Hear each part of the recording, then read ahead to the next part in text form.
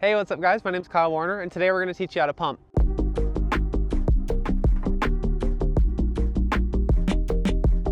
Pumping is essentially the art of pushing your weight into the ground and using that momentum to push your bike forward on a downslope. Today we're going to talk about how to do it, where to do it, and why it's important to understand. So with that being said, let's go ahead. We're going to bring April in. We're going to start teaching her how to pump through this and then work our way towards the trail. Okay, we got April out here, and I'm actually really excited about this lesson because once someone explains like the how of how pumping works, it really clicks in a lot of people's head and you'll get so much faster in just one day. The way that we're gonna do this today is we're out here at a BMX track and we're using the rhythm section as kind of a way to just practice repetition because you have so many rollers in a row. And I also like using something like this if you have access to it because the rollers are really big and they're really far apart. Having it spread out a little bit more really helps with just not feeling like you're messing up or that you have to focus on doing it so quick. What we're gonna do is we're gonna have April do a couple runs through the BMX track, see if we can get her accelerating through the track instead of either maintaining speed or losing speed. So the goal with pumping is to accelerate through bumps and accelerate through rollers. And yeah, we're gonna see if we can do that.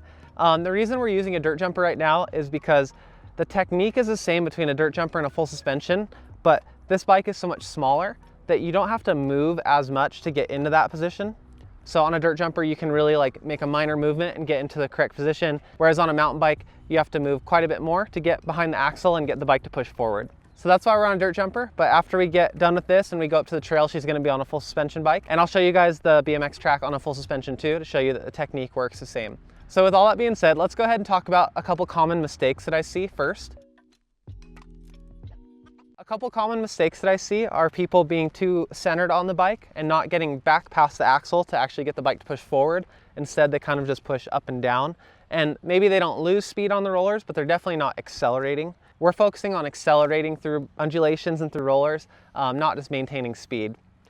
Another mistake that I see people make is they get in a good position where they're back behind the axle and pushing the bike forward, but then they stay there and they're not able to kind of recorrect and like repeat it on consecutive rollers. So maybe they get one good pump and then they're kind of stuck in the back seat. Oh, okay.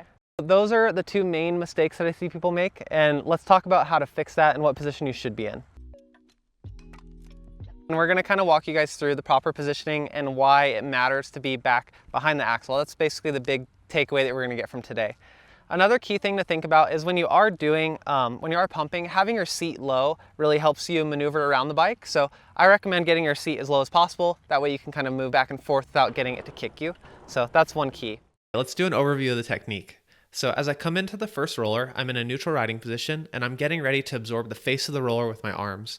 I allow the bike's handlebars to come up towards my chin, and the reason for this is that I'm absorbing the upward momentum of the bike with my arms by compressing them and releasing the energy of the roller. This keeps my body's momentum moving forward as opposed to upward. When the front wheel reaches the top of the roller, I begin to extend my arms, allowing the front wheel to follow the contour of the roller as it falls away from me. And as I extend my arms, my body starts to travel backwards along the bike.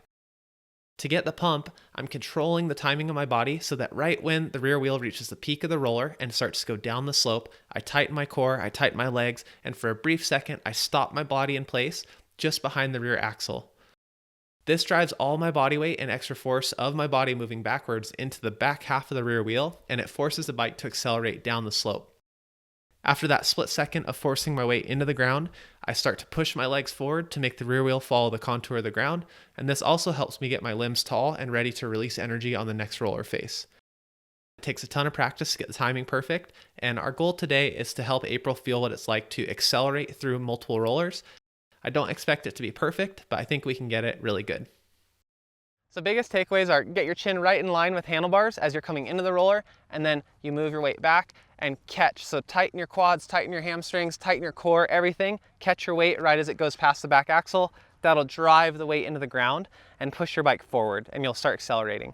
So if you're in the middle like this and you try to push your bike down like people will do, then what happens is the weight just goes directly into the ground, but it doesn't go into a forward motion. A lot of times it'll just go into the ground and dissipate. That's kind of a waste of energy. Whereas if you can get behind the axle, catch all your weight, get really tense, then it'll push the bike forward. And then the next time you see a roller, like say if they're consecutive, you go from the back, get back in that good position, chin over the bars, and then it's kind of that movement, just back and forth, back and forth.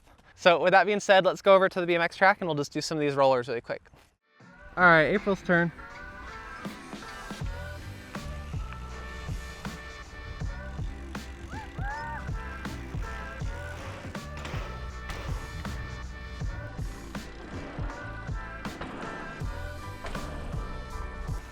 Cool, nice work. Thanks. The only thing I would say to do different is to just try to get a little bit further back, and that'll keep you from catching air. Okay. Yeah, and you'll do That's good. it? Yeah. Okay. Yeah, you'll do good. And then once you feel the pump, then we'll work on how to get ready for the next one. Oh, But I just want you to focus on feeling the pump first. okay. Yeah. All right, attempt number 2.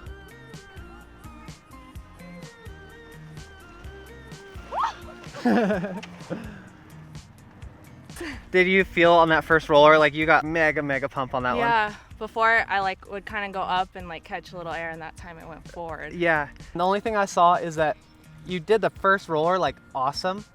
You were a little bit exaggerated, just a little bit too far back. So we'll have you just come like an inch or 2 forward, because you just need to get past the rear axle. Any more than that is kind of overkill.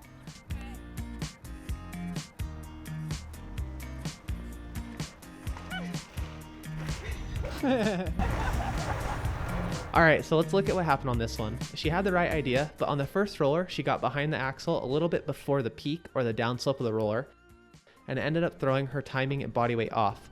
After that, it took her a full roller to kind of regather herself, but she did a really perfect pump on the third roller. Going into the fourth roller face, she was trying to follow my instruction, but I kind of gave her bad coaching. I told her to move forward and get her chin over the handlebars, but what I should have told her is to recenter herself and then let the bike come up to her. You will be in line with your chin over the handlebars as you release the momentum of the roller. We worked through this for several more runs, and this was the next breakthrough moment she had. Yeah, that looks really good. Keep going, keep going, keep going. That looks really good. Thanks. You tired? It's hard to do it all the way through without like getting to a bad habit or like getting a little bit of air straight up. Yeah. It's hard to like not do too much or too little or get the timing right. Yeah. You know, obviously you kind of knew how to pump. You've ridden some PumpTracks and stuff, but this is the first time we focused on you like trying to do it consecutively and actually understand like how to accelerate instead of just make it through. Yeah, cool, good job. Thanks. Yeah, just do a couple more. That looks really good, and I think you just need practice to figure out the timing. Okay. Yeah, but you look good. Thank you. Yeah, there you go. Yeah, that looks really good. Yeah. That one was super good. Thanks. What did you feel like clicked on that one? Because that was the best one by far, and you've done a bunch of laps, but what was the one that clicked finally? Well, I just felt like my wheels were on the ground more. I was getting more forward momentum rather than upward momentum, and I wasn't exaggerating as much, so it felt more natural. Yeah, it's just a little movement, but getting past that axle point is really key, and once you get that, you can feel the bike really drive forward. So Yeah. you definitely accelerated through that whole rhythm, which was awesome.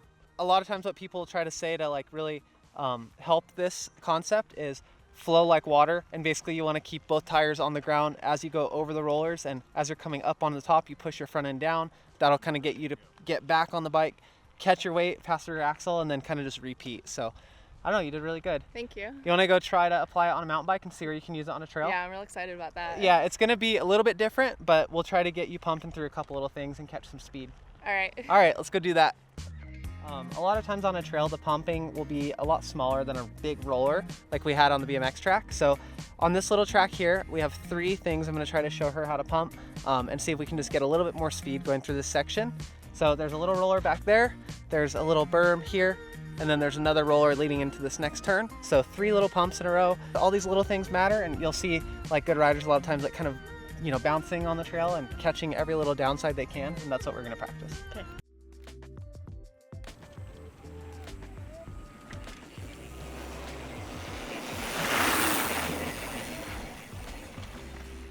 All right, so that was just kind of an example of what a lot of people do through this section, where they'll just kind of stay static and just ride through it.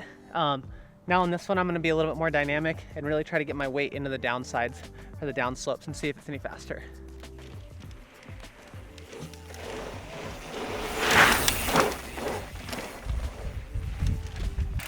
Were you able to see a difference in that one at all? Yeah, I definitely heard it in the berm too. Yeah, so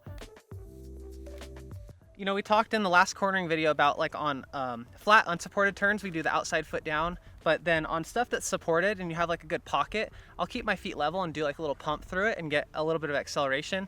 So we'll talk about that in part 2 of cornering when we do that video. But you know, all I try to do different on that one is anytime there's a small transition or downslope, I just am really putting my weight into the ground. So, you know, kind of lifting, setting my weight down on the downslope, and it'll just really accelerate you through the trail.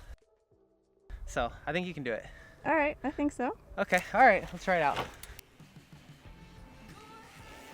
Yeah. Nice little pump, pump, pump. That was good. That first pump was good. Was it? The first one was, yeah. I felt like it could have been better. No, you did good on the first one for sure, and then that was pretty good for like the first try run doing that. Okay. But yeah, you're doing everything right. Just try again, and that first one is a really good one. You did pretty good on this berm, and then I saw you get a couple little pumps. There's like a small little dip right there, a small one there, and then that big one. So okay. Yeah, you did really good. All right. All right, try that I'll again. To do better. Yeah. Yeah, that was really good. Woo! Nice. That felt better. Yeah, that was fast. Could you feel a difference? Yeah, I could actually like hear it in the corner. Yeah, like the tire just going. Rah. Yeah, or maybe it was the roller. I can't remember. You did it on both, I think. Okay. Yeah, that was cool. April always gives me crap about how on flat ground I just like pull away from her. Can you kind of see why now? Yeah. Like just those little tiny like push, and you know, you're still learning it. So she was a little bit exaggerated, but with practice, that technique gets cleaned up just a little bit, and you really understand like, okay, how far do I need to be back? And whenever you can just ride on the trail and get those little pushes into the ground, it's like makes you so fast. And it's something you can't do the whole way down the trail because it does take a lot of energy. Every time you do a pump, you almost kind of hold your breath because you tighten your core and tighten your legs. But just getting the feeling of that and like hearing your tires, like you said, accelerate, Yeah. It's a really cool feeling. And definitely next time you go ride, try it out, see if you get those little pumps out there, and see if it can help you go faster. Do you have any advice for people that are watching? Yeah, I just think they should try to find a spot with a good roller or two and practice just that one session. Yeah. One section. Yeah. Session it. Cool.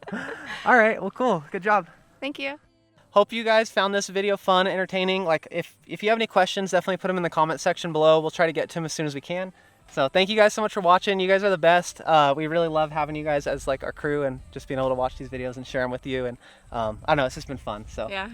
Thank you guys. If you could click like and subscribe, that helps us a ton. And we will talk to you guys next time. Bye.